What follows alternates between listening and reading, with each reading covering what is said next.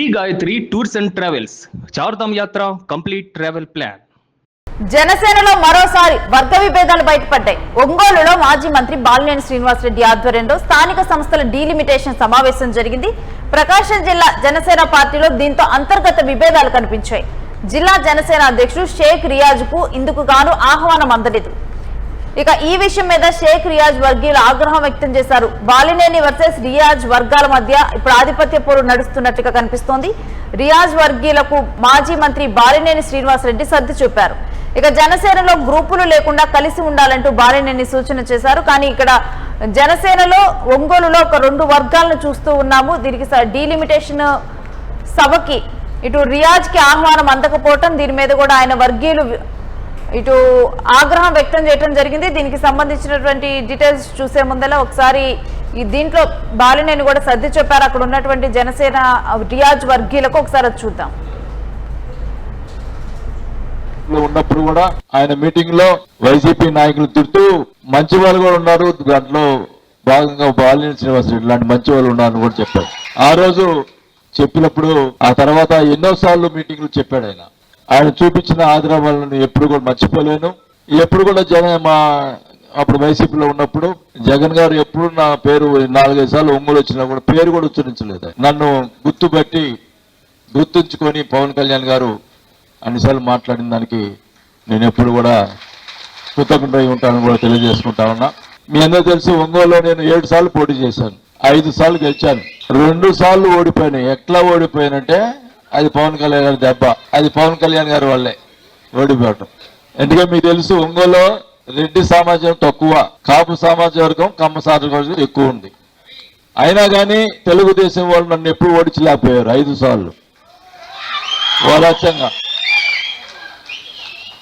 పవన్ కళ్యాణ్ గారు కలిసిన వల్ల నేను జనసేన చేరేటప్పుడు నేను ఒకటే అడుగుతున్నా, ఇక్కడ జనసేన జిల్లాలో ఉన్నటువంటి మండల అధ్యక్షులు అందరూ వచ్చున్నారు కదా, మీ జిల్లాలో ఉన్నటువంటి నాయకులు, జనసేన నాయకులు వచ్చారు. నేను ఒకటే అడుగుతున్నా, మంత్రిగా ఉన్నప్పుడు కానీ ఎమ్మెల్యేగా ఉన్నప్పుడు కానీ జిల్లాలో ఉన్నప్పుడు నేను 15 సంవత్సరాలు జిల్లా నాయకత్వం వహించాను కదా వైసీపీలో కాంగ్రెస్ లో. ఎప్పుడైనా జనసేన వాళ్ళ మీద ఎప్పుడైనా ఒక్క కేసు పెట్టించాలో చెప్పండి. మీరు చెప్పండి, ఒక్క కేసు పెట్టించాలో చెప్పండి. నేనంటే 100 కేసులు పెట్టించాలని చెప్తారు. నేను జనసేన చేరకూడదండి కొంతమంది నాయకులు. నేను ఇక ఈ అంశం గురించినటువంటి డీటెయిల్స్ మా ప్రతినిధి లక్ష్మీనారాయణ అడిగి తెలుసుకుందాం. ఎస్ లక్ష్మీనారాయణ, ఇటు ఒంగోలు జనసేనలో నెలకొన్నటువంటి ఈ వర్గ విభేదాల గురించిన డీటెయిల్స్ ఏంటి, దీనికి కారణాలు ఏంటి? Good afternoon. లేదు, ప్రధానంగా ప్రకాశం జిల్లా జనసేన పార్టీలో వర్గ విభేదాలు గత 2 ఏళ్ల నుంచి ఉన్నాయి. ప్రధానంగా మాజీ మంత్రి బాలినేని శ్రీనివాసరెడ్డి వైఎస్ఆర్సీపీ పార్టీకి రాజీనామా చేసి జనసేనలో చేరిన తర్వాత అవి ఇంకా ఎక్కువయ్యాయి. గత 5 సంవత్సరాల నుంచి షేక్ రియాజ్ ఆయన జనసేన పార్టీ జిల్లా అధ్యక్షుడిగా ఉన్నారు, ప్రస్తుతం ఉడా చైర్మన్ గాను పనిచేస్తున్నారు. గత ఎన్నికల్లో బాలినేని శ్రీనివాసరెడ్డి వైఎస్ఆర్సీపీ పార్టీ తరఫున పోటీ చేసినప్పుడు షేక్ రియాజ్ ఆయనకు వ్యతిరేకంగా కూటమి తరఫున పనిచేశారు.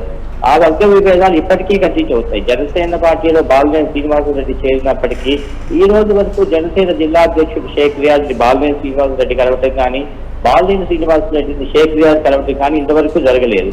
ఇది అంతర్గతంగా పార్టీలో ఉన్నత స్థాయిలో కూడా తెలిసినా కూడా ఇంతవరకు ఆ విభేదాలను సరిదిద్దలేదు. ఈ రోజు ప్రధానంగా ప్రకాశం, నెల్లూరు జిల్లాలకు సంబంధించిన నేతల సమావేశం ఒంగోలు జరిగింది. ఈ సమావేశానికి నిర్వహించింది బాలినేని శ్రీనివాసరెడ్డి. ఆయనతో పాటు రాష్ట్ర జనసేన కార్యదర్శి ఆమంచి స్వాములతో పాటు కేంద్ర జనసేన పార్టీలోని కీలక నేతలు టెట్కో చైర్మన్ అజయ్ లాంటి వాళ్ళు కూడా ఈ సమావేశం హాజరయ్యారు. కానీ ఒంగోలు ఉడా చైర్మన్ జనసేన పార్టీ జిల్లా అధ్యక్షుడు షేక్ రియాజ్ మాత్రం ఈ సమావేశానికి రాలేదు. ఇదొక్కటే కాకుండా బాలినేని శ్రీనివాసరెడ్డి కూడా నర్మగర్భంగా కొన్ని మాటలు మాట్లాడారు. ఇక్కడ నేను జనసేన పార్టీలో కోసం వచ్చాను, పవన్ కళ్యాణ్ కోసం నేను పనిచేస్తున్నాను, జనసేన పార్టీలో వర్గ విభేదాలు ఉన్నప్పటికీ వాటన్నింటినీ పక్కన పెట్టి కలిసి అందరం జనసేన గెలుపు కోసం కృషి చేయాలని చెప్పి ఆయన అంటున్నారు. కానీ షేక్ రియాజ్ వర్గం నుంచి మాత్రం ఆ స్పందన కనిపించడం లేదు. ఈ రోజు సభలో అది ప్రధానంగా స్పష్టమైంది.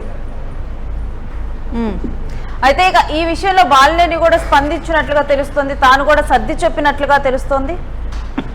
కొంతమంది జనసేన కార్యకర్తలు తమకు అసలు ఆహ్వానం అందలేదని, జనసేన పార్టీలో తాము మొదటి నుంచి ఉన్నామని చెప్పి వాళ్ళు సభ మధ్యలోకి దూసుకొని రావడం జరిగింది. దీన్ని గమనించిన బాలినేని శ్రీనివాసరెడ్డి ముందుకు వచ్చి అసలు మీరు సమస్యలు ఏమన్నా ఉంటే ఇక్కడ మీడియా ఉంది, మీడియా ముందు సమస్యలు చెప్పడం కాదు, నన్ను వ్యక్తిగతంగా కలిసి ఏ ఒక్కరికి ఏ సమస్య ఉన్నా కూడా చెప్పండి, నేను కూడా జనసేన పార్టీలో పూర్తిగా యాక్టివ్ అవుతున్నాను, ఒక వారం రోజుల తర్వాత ప్రతి నియోజకవర్గంలోనూ నేను పర్యటిస్తాను, నాకు పవన్ కళ్యాణ్ అత్యంత కీలకమైన బాధ్యతలు అప్పగించారు, రాయలసీమలోని 6 జిల్లాల్లో పర్యటించి రాబోయే మున్సిపల్ ఎన్నికల్లో పార్టీ విజయాన్ని కృషి చేయడం కోసం డీలిమిటేషన్ జరుగుతుంది, దాని ఆధారంగా ఏ వార్డుల్లో జనసేన పార్టీ గెలుపు అవకాశాలు ఉన్నాయి, అలాంటి వాటిపై లిస్ట్ తయారు చేయమని చెప్పి తనకు ఆదేశాలు అందాయని బాలినేని శ్రీనివాసరెడ్డి తెలిపారు.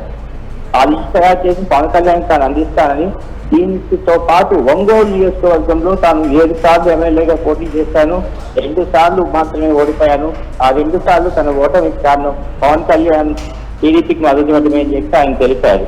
దీంతో పాటుగా నేను ఇక్కడ స్థానికంగా సీనియర్ ఎమ్మెల్యేని, ఇక్కడ కూటమి అభ్యర్థులతో కూడా నాకు సంబంధాలు అనేవి ఉన్నాయి, నేను కూడా అందరినీ కలుపుకొని వెళ్లాలనే ప్రయత్నం చేస్తున్నాను అని చెప్పి ఆయనకు నేరుగా అయితే షేక్ రియాజ్ పేరైతే పెట్టకుండానే ఆయన ఆహ్వానం పలుకుతున్నట్టు తెలిపారు ఈ సభలో. Right, thanks for the details Lakshminarayana. ఇక ప్రకాశం జిల్లా జనసేన పార్టీలో ఉన్నటువంటి గ్యాప్ మాత్రం ఇక్కడ కనిపించింది. రియాజ్ కు ఇటు జిల్లా జనసేన అధ్యక్షుడు షేక్ రియాజ్ కు ఇటు తనకి ఆహ్వానం అందలేదంటూ షేక్ రియాజ్ వర్గీయులు ఈ సభకు తనని ఇన్వైట్ చేయలేదంటూ కూడా వాళ్ళైతే కోపం వ్యక్తం చేశారు. ఇక ఇదే సమయంలో బాలినేని వర్సెస్ రియాజ్ అనేది అక్కడ పోరు మారింది. అయితే ఇక ఈ ఆధిపత్య పోరులో ఇప్పుడు బాలినేని తాను కూడా కలగజేసుకోవడం జరిగింది. అయితే ఈ అంశంలో తను కావాలని చెప్పి ఇది జరిగినటువంటి అంశం కాకుండా తను కూడా అందరినీ కలుపుకొని వెళ్లాలని ప్రయత్నిస్తున్నట్లుగా డీలిమిటేషన్ జరగబోతుంది, దీనికి తగ్గట్లుగా కూడా ఉండాలి అంటూ కూడా తనకి ఆదేశాలు అందాయంటూ కూడా తాను చెప్పడం జరిగింది.